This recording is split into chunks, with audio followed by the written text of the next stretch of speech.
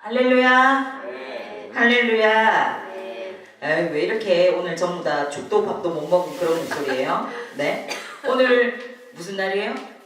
오늘 3월 첫날. 3월 첫날 나왔고 사순절 나왔고 또 주일입니다. 주일 나왔고 또 에? 빙고. 네. 역사를 잃어버린 민족에게는 미래가 없다는 말이 있습니다. 오늘은 우리 민족이 정말 비폭력 시위로 정말 부당했던 그 일제 식민 치하에 대항하면서 그렇게 많은 사람들이 한 마음으로 나라와 민족을 위해서 길거리로 쏟아져 나와서 그 대한독립 만세를 외쳤던 3.1절 몇 주년인 줄 아시는 분? 107? 가까이 왔어요. 자, 우리 어벤다운 해볼까요? 자, 107에서 다운, no. 117? 너무 멀리 갔어요. 네, 그러면 자, 몇 주년인지를 모르는 분들을 위해서 몇 년도에 일어났던 일인지를 물으면 더 어렵겠나요? 근데 몇 년도에 일어났던 일을 딱 물으면 지금 날짜하고 딱 빼면 몇 주년인지가 나오잖아요. 그렇죠? 자, 몇 년도에 일어났던 일이에요? 39년. 네? 39년. 하이. 30년. 에? 또 35년. 할렐루야. 오! 아, 역시 엘리트. 우리 이건도 엘리트. 네, 인정. 아무래도 그런 것들을 모를 수 있지라고 생각할 수 있겠지만 아까 말한 것처럼 역사를 잊은 그 민족에게는 뭐가 없다? 미래가 없다. 그렇기 때문에 우리 어떤 민족의 어떤 특별히 아팠던 시간들 그리고 우리가 우리 민족의 큰 분기점이 되어졌던 이런 시간들은 여러분들이 알 필요가 있어서 제가 이렇게 한번 찍고 갑니다. 우리가 지금 점검한 것처럼 오늘은 참 감사하게 우리 지난달도 2월 1일이 주일이었던 거 기억하세요? 그래서 새로운 달에 이 시작을 주일로 시작할 수 있어서 참 오늘 복됐다 이렇게 우리가 이야기했는데 오늘도 우리가 새로운 한 달의 시작을 주일로 시작하게 됩니다. 그것도 우리 민족에게 의미 있는 3.1절을 넣어요. 저는 박사 논문을 제가 3.1절을 주제로 해서 이렇게 기록을 했었기 때문에 이런 부분들이 이제 조금 더 저 안에는 잘 정립이 돼 있겠죠. 그래서 3.1 운동은 1919년에 민족들이 비폭력 운동으로 그렇게 거사를 치루었던 그런 우리 민족의 봉기를 들었던 그런 정말 아름다운 날이었습니다. 어떤 폭력을 행하지 않고요. 정말 비폭력적으로 그렇게 거리로 나와서 조용히 우리의 그 주권을 되찾기 위한 운동들을 했는데 전국적으로 일어났어요. 자, 이것들에 대해서는 여러분들이 항상 3.1절이 돌아오면 이제 기억하자. 자, 3.1절 언제 있었어요? 예, 1919년에 일어났던 민족 우리 전 품이 있죠. 그죠? 품이 있는 그런 어떤 민족 공기의 사건이었다는 것들을 기억하시고 그래서 오늘은 몇 주년이다? 107. 오늘 107에 집착하네요. 1만 더 쓰세요. 오늘 108주년입니다. 네. 그래서 우리가 이제 매년 3.1절이 돌아올 때 이제 안 까먹겠죠? 예. 그 다음 년에 물으면 107이라고 해야 돼요? 108이라고 해야 돼요? 네, 그렇죠. 네, 그렇게 기억할 수 있으면 좋겠습니다. 우리가 우리의 역사를 기억하지 않는다면 누가 기억하겠습니까? 우리가 정말 지금은 이웃 나라로 이렇게 함께 동등하게 서로 교류하고 있지만 정말 지울 수 없는 우리에게 아픔을 줬던 그 일본에 대한 어떤 부분들도 우리가 역사적으로 기억하고 있어야 돼요. 그래서 우리 젊은 세대들이 무조건 일본의 음악들, 애니들, 패션들 이런 것들 좋다고 따라갈 것이 아니라 우리가 어떤 아픔을 겪었던지를 기억하지 못한다면 그런 아픔은 언제가 되든 반복될 수도 있습니다. 그래서 우리의 다음 세대들이 좀 품위를 가지고 좀 자존심을 가지고 우리나라에 대해서도 좀 잘 알고 그래서 어떤 일본 학생들하고 딱 마주했을 때도 여러분들이 우리나라들 간에 민감한 주제들 있잖아요. 그죠? 우리 일본과 같이 크로스된 그런 주제들 있잖아요. 그죠? 그런 것들도 당당하게 여러분들이 변증할 수 있는 그 정도의 수준이 되기를 주님의 이름으로 축복합니다. 아멘. 뭐 하다가 이렇게 역사 공부처럼 돼버렸죠? 하여튼 오늘은 3.1절입니다. 그리고 3월의 첫째 주일입니다. 자, 이 한 달도 새롭게 시작할 때 우리 주 안에서 힘있게 시작합시다. 아멘. 자, 우리가 오늘 살펴본 본문인 에베소서 2장 2절로부터 3절과 또 로마서 3장 23절로부터 24절은요. 인간의 전적인 타락과 죄성, 즉 허물과 죄로 죽음의 어떤 진노에 처하고 자녀의 영광에 이르지 못한다 하는 것들을 지적하면서 오직 그리스도 예수 안에서만 속량으로 얻은 하나님의 은혜를 강조합니다. 지난번 우리 주의 식탁 때 우리 동균 형제가 죄에 대해서 그 근원에 대해서 이렇게 막 질문을 했었거든요. 오늘 또 그 질문에 답이 될 수 있는 내용일 수도 있습니다. 귀를 좀 세우고 한번 들어보세요. 자, 이는요 우리의 행위가 아닌 오직 은혜로만 구원받은 신분의 변화와 감사에 초점을 맞춘 그런 말씀이고, 인간의 절망적인 죄의 실상 그리고 이를 해결하시는 하나님의 전적인 그 은혜를 대조하여 보여주는 핵심 구절입니다. 뭐가요? 멍 때리고 들으면 질문의 맥락을 놓치죠. 뭐가요? 오늘의 두 본문이요. 자, 먼저 에베소서의 말씀은요. 구원받기 전 인간의 상태를 세 가지 특성으로 이렇게 정의를 합니다. 첫째, 어땠어요? 세상의 풍조를 따랐습니다. 자, 우리가 구원받기 전에 어떤 상태였다? 세상의 풍조를 따르던 자였다. 하나님 없는 이 세상의 가치관과 유행을 맹목적으로 추구하면서 살았던 그런 상태였다는 겁니다. 여러분도 한번 생각해 보세요. 내가 정말 예수를 나의 주로 고백하고 이렇게 신앙생활을 하면서 정말 그래도 내가 구원의 확신을 받기 전에 난 어떻게 살았던가 한번 돌아볼 필요가 있어요. 둘째, 공중권세 잡은 자를 따르는 삶이었습니다. 즉 사단 불순종의 아들들 가운데 역사하는 영의 그런 지배 아래에 놓여서 영적인 눈이 가려진 그런 상태였습니다. 언제가요? 네, 우리가 구원을 받기 전에. 자, 셋째, 육신의 욕심을 따라서 지내던 상태였어요.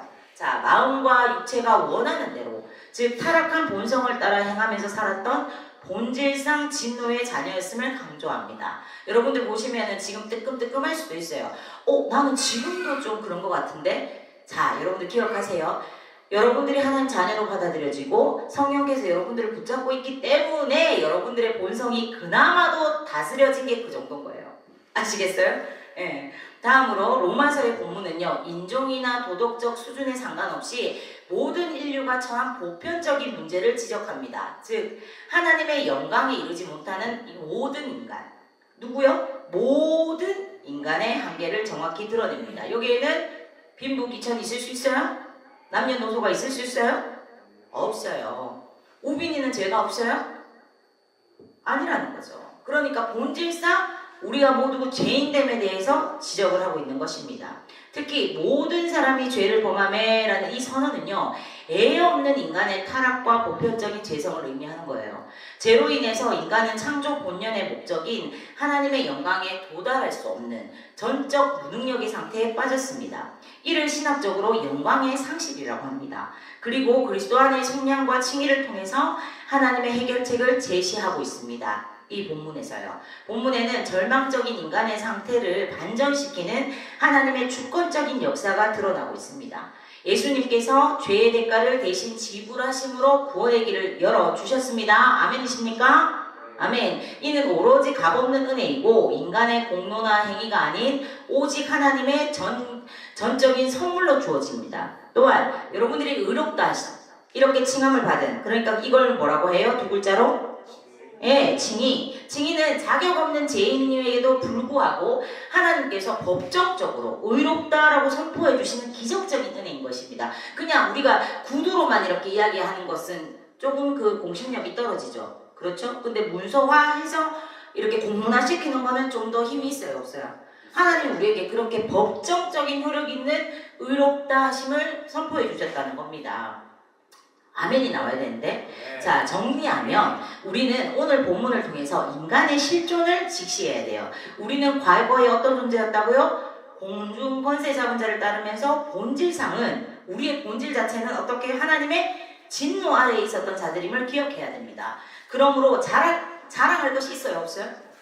하나님 앞에서 우린 자랑할 게 있어요, 없어요? 없음을 기억해야 됩니다. 구원은요, 우리의 어떤 점수가 아니라 예수님의 공로로 주어지신 것이기 때문에 인간은 결코 자신을 자랑할 수 있다, 없다? 없다. 그렇기 때문에 우리가 거기 어떤 그런 함정에도 빠지면 안 되는 거죠. 내가 잘하면 구원, 잘못하면 구원에서 탈락, 이런 거 있어요, 없어요? 없어요. 인간이 좀 더 잘한다고 해서 구원의 가산점 매겨줘요? 안 매겨줘요?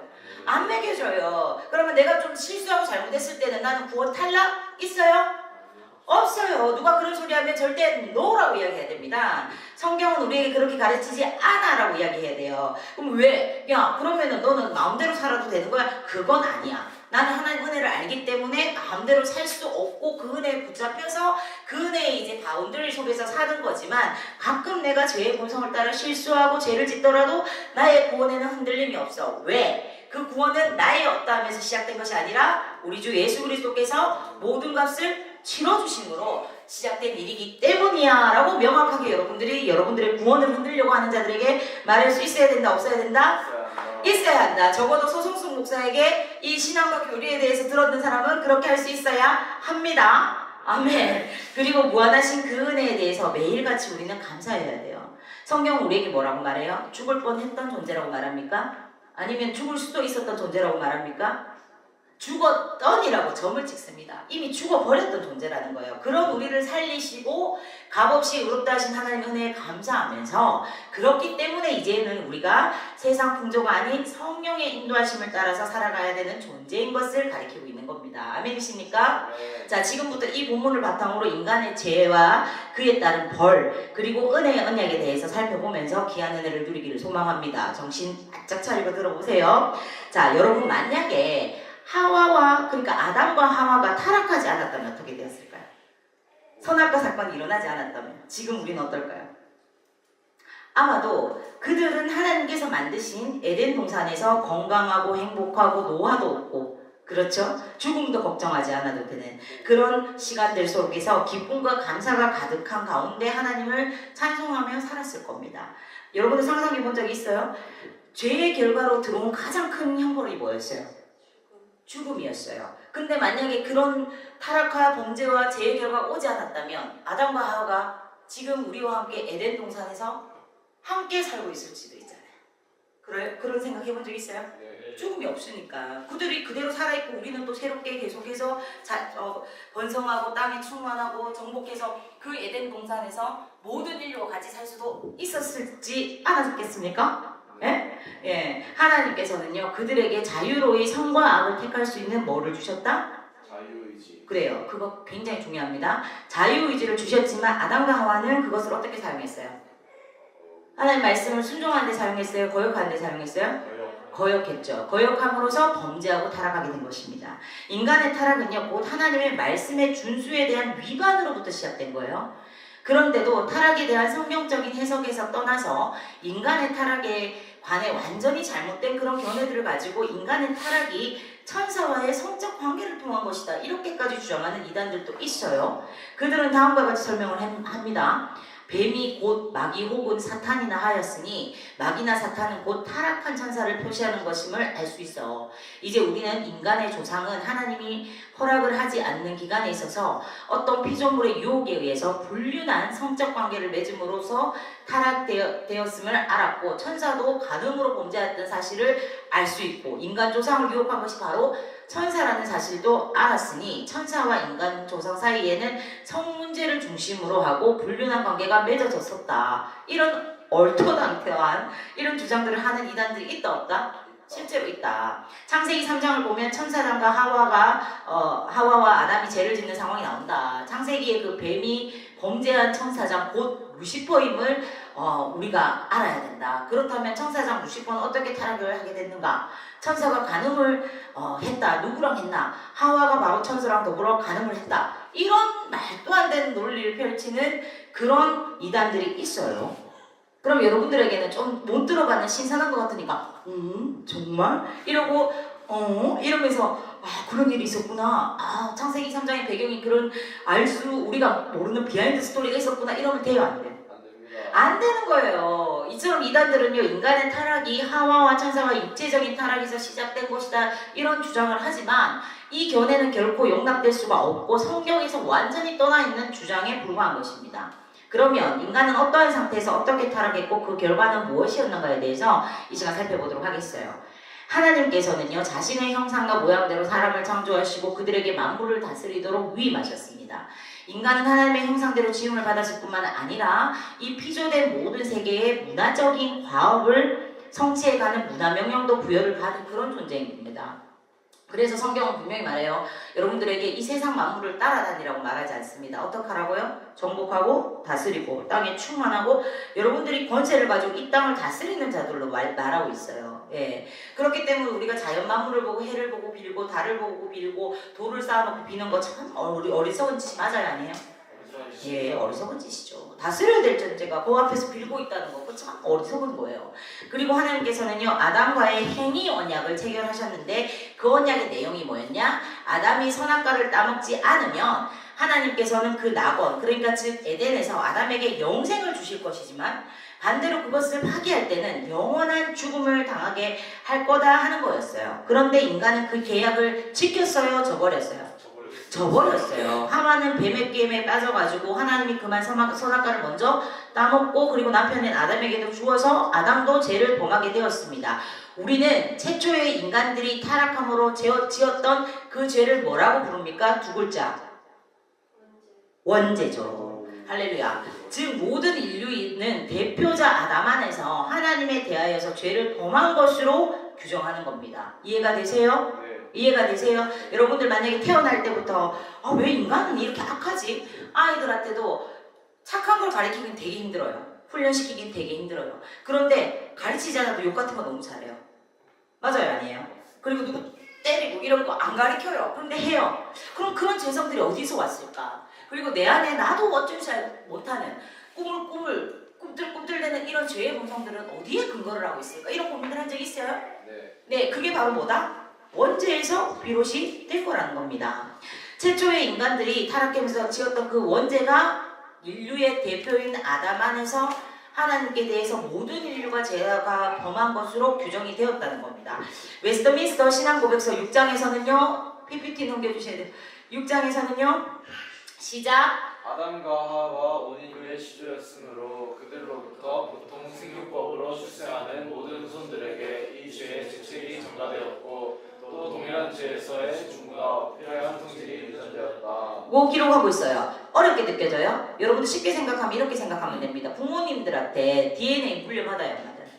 그래서 DNA 물려받은 것 중에서 부모님이 강건한 부분은 나도 강건해요. 맞아요? 네. 그래서 집안력이라고 하죠. 그래서 부모님들이 시력이 다 좋아. 그럼 나도 좋을 수 있어요. 그렇죠? 네. 그런데 부모님들의 취약한 부분이 있어요. 그럼 그것도 나도 받아요, 안 받아요? 받아요. 그걸 집안력이라고 하잖아요. 그런 것처럼 우리의 인간의 최초의 그 조상 시조가 누구다? 아담, 하와. 근데 그들이 죄를 지었어요. 그 죄의 DNA가 우리에게 전가가 되었다는 겁니다. 아멘이십니까? 네. 그러면 죄에 대한 결과는 무엇인가요? 그것은요, 죄와 비참함이었습니다. 원래는 하나님 앞에서 영광스러운 존재로 정말 하나님의 자녀로 그렇게 지음받은 인간들이 이제는 어떻게 해요? 만물에게도 무시받는 존재가 된 거예요. 얼마나 비참해요.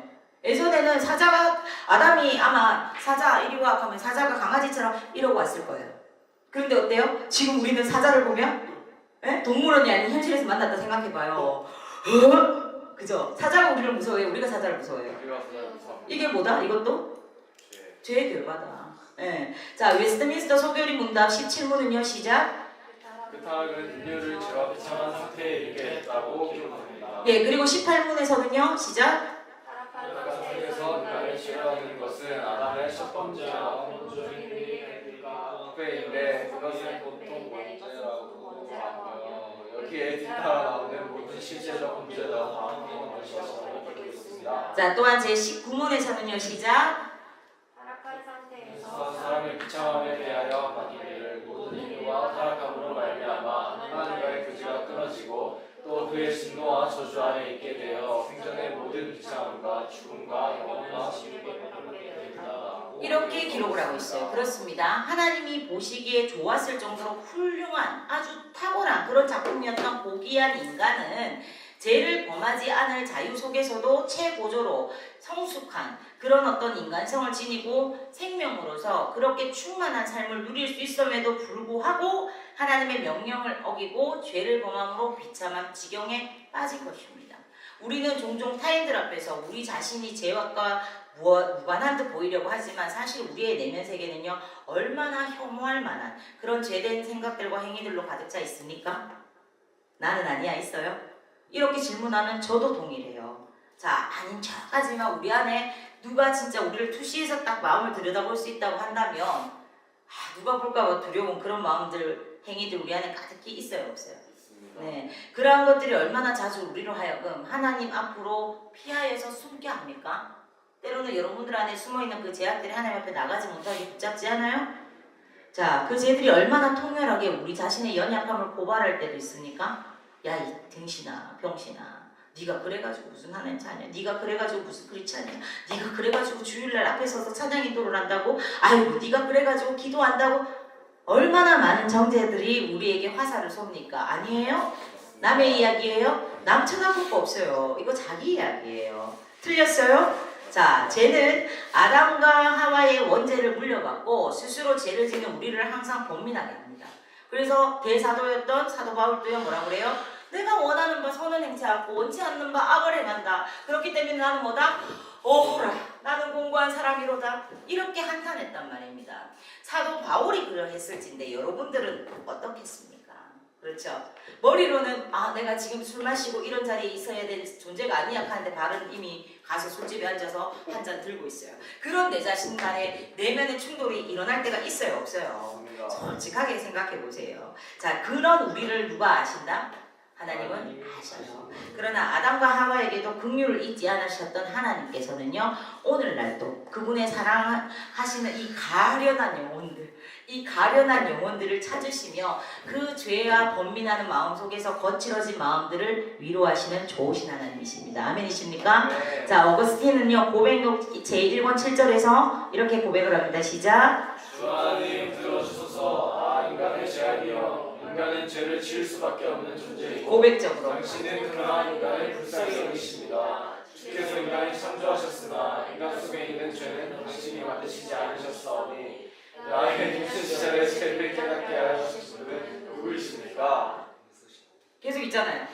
이 세상에 태어난 지 하루밖에 되지 되지 않은 않은 갓난아이라 할지라도 죄 없이 존재하다 할 수 없습니다. 나로 하여금 이 사실을 깨닫게 하여 주신 이는 누구이십니까? 라고 고백을 합니다. 그러니까 여러분들 바로 알아야 돼요. 하나님이 죄를 창조하신 분이 맞아요 아니에요? 안 해요. 네? 창조하신 분이 맞아요 아니에요? 아닙니다. 아닙니다. 죄는 뭐의 결과예요? 쟤는 인간의 무슨 범죄야.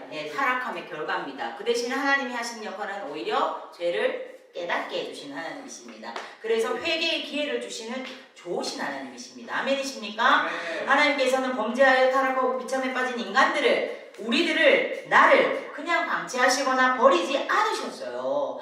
지금부터는 우리를 죄와 사망에서 구원하시고자 하나님께서 세우신 은혜의 언약에 대해서 살펴보면서 하나님의 무한하신 사랑과 은혜에 대해서 새롭게 깨닫는 시간을 가질 수 있기를 원합니다. 아멘. 네. 자, 놀라운 은혜여 이 얼마나 달콤한 소리인가. 나같이 가여운 것을 구하시며 한때 이른바 되었으나 이제 발견되었고 눈 멀었으나 이제 나는 본다네.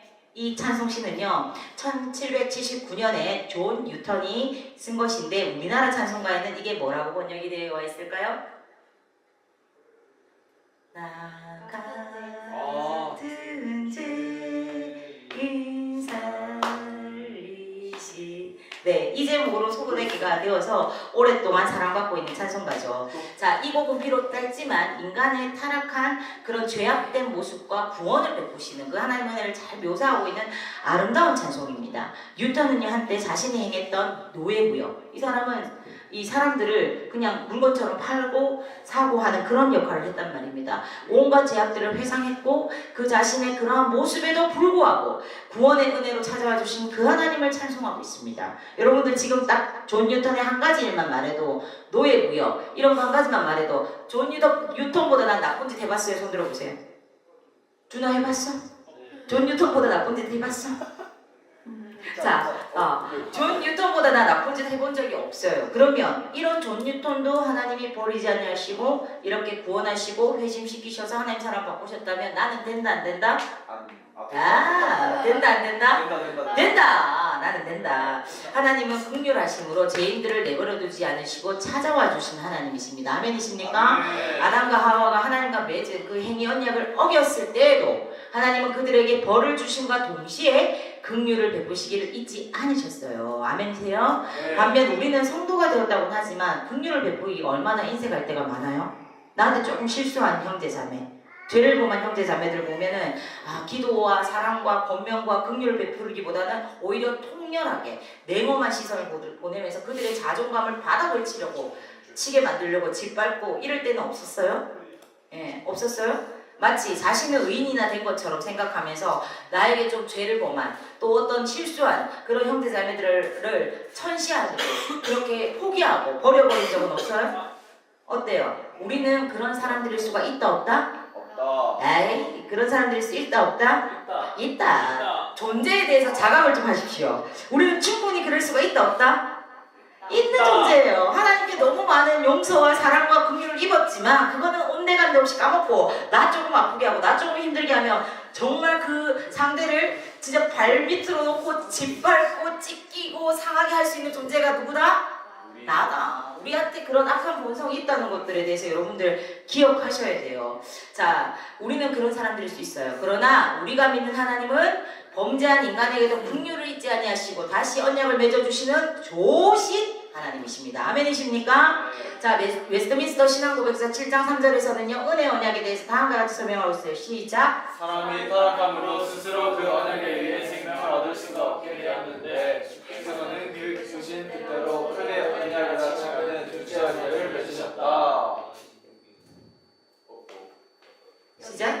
여기에서 하나님은 죄인들에게 예수 그리스도에 의한 생명과 구원을 값없이 제공하셔서 그들이 구원 얻기에 그를 것을 요구하시고 생명을 얻기로 정해진 모든 사람들에게 성령을 주어 그들로 하여금 믿기를 원할 뿐 아니라 믿을 수 있게 하기를 약속하셨다.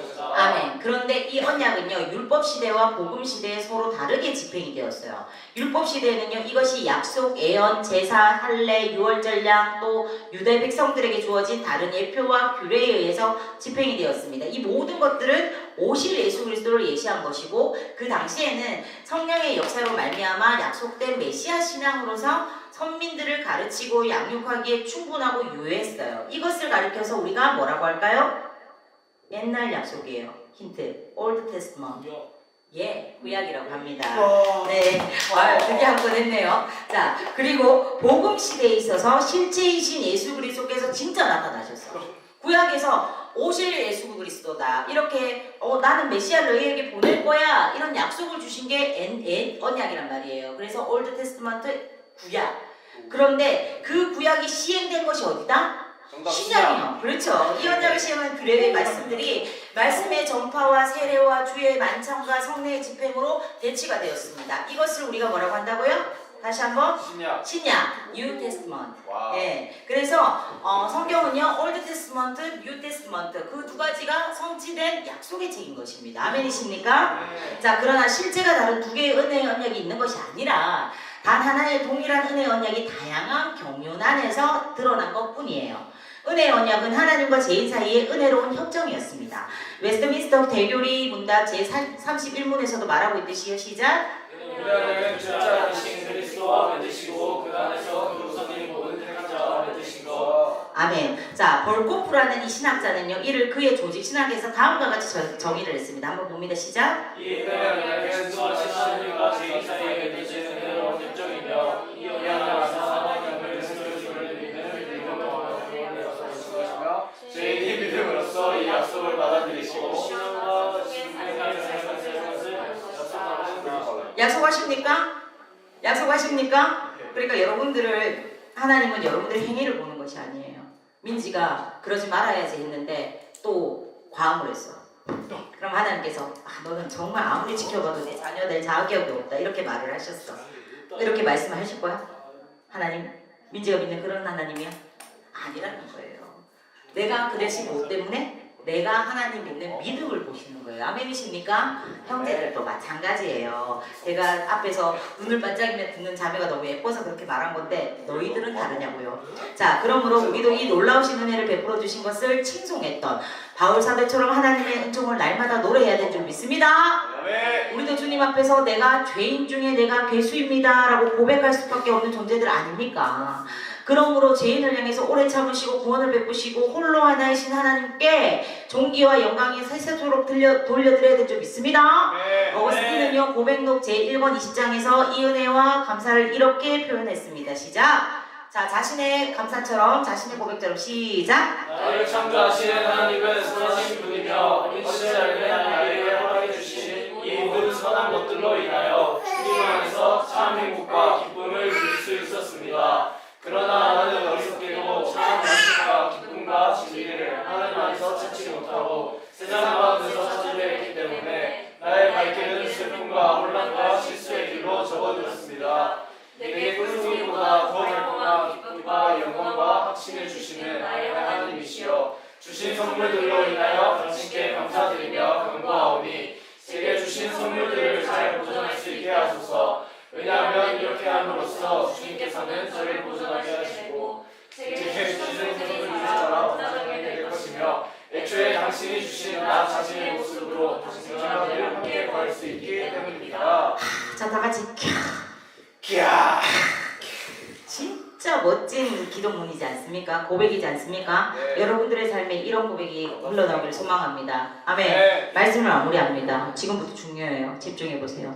사랑하는 여러분, 여러분들이 이 비교의 지옥에서 정말 이 많은 것들을 잘못된 거짓 메시지로 기준을 삼고 여러분들을 난도질하는 이 비교의 어떤 지옥과 같은 세상에서 나와서 하나님의 은혜의 품에 안기십시오. 세상은요 끊임없이 여러분들에게 너는 무엇을 가졌느냐, 너는 무엇을 해냈느냐를 묻습니다. 그 기준에 맞추지 못하면 우리는 늘 본질상 진노의 자녀들처럼 불안과 결핍 속에 살아갈 수밖에 없어요. 하지만 오늘 성경은 무엇을 선포해요? 우리가 아직 죄인 되었을 때, 우리가 그러니까 세상 풍조를 따르면서 방황하고 살고 있을 때, 여러분들이 생각하는 개념에서 내가 깨끗해지고 온전해지고 완전해졌을 때 하나님이 나를 완전히 사랑하실 거야. 정답입니까? 오답입니까? 오답이에요. 그러니까 성경은 우리에게 뭐라고 하네요? 내가 아직 세상 풍조를 따르고 방황하는 그 순간에도 하나님은 이미 우리를 위해 가장 비싼 대가를 치러 두셨어요. 여러분들의 인생은요 죄의 삭스로 망한 인생이 아니라 그렇기 때문에 예수님의 피로 산 고귀한 인생입니다. 아멘이십니까? 세상이 정해놓은 성공의 공식을 따르는 것이 아니라 하나님이 나를 만드신 목적을 발견하는 데 집중하세요. 세상이 말하는 속도가 아니라 하나님이 인도하시는 방향이 맞는가? 이것을 매일 질문하는 훈련을 하세요. 여러 가지 실패와 실수 등으로 인해서 스스로를 가치 없게 여기게 만드는 낮은 자존감에서 벗어나세요. 나의 가치는요 내 스펙, 내 능력이 아니라 뭐다? 나를 위해 생명을 내어주신 예수님의 몸값이 나의 가치입니다. 아멘이십니까? 그것을 정말 믿는 자들은 스스로가 자기의 품격을 알고 살아가게 되어 있어요. 나의 어떠함과 상관없이 나는 값없이 의롭다 하심을 얻은 존재임을 선포하면서 자존감을 회복하는 우리가 되기를 간절히 소망합니다. 아멘. 그러므로 우리는 내 힘이 아닌 은혜의 원리로 살아가는 사람들입니다. 모든 것을 내 힘으로 성취해야 한다는 강박과 그로 인한 번아웃에 빠지는 악순환을 이제는 끊어내야 돼요. 아멘. 여러분들 주어진 삶에서 최선을 다하되 결과는 하나님의 주권에 맡기는 은혜의 여유를 누리는 그런 자들이 되기를 소망합니다. 실패해도 괜찮은 이유, 우리가 실수해도 괜찮은 이유는 하나님의 은혜가 오늘 또 나를 붙들고 있기 때문임을 기억하면서 완벽주의적인 그리고 율법적인 그런 굴레에서 벗어나세요. 오늘 교회의 문을 나설 때 세상을 따라가지 못해서 불안해하던 세상의 어떤 경쟁에서 뒤처진 것 같은 그런 마음 때문에 무거웠던 마음들은 십자가 앞에 내려놓으십시오. 여러분들의 어떤 점수로 증명하는 인생이 아니라 여러분들의 어떤 성과로 증명되는 인생이 아니라 하나님의 은혜로 누리는 인생을 시작하기를 간절히 소망합니다.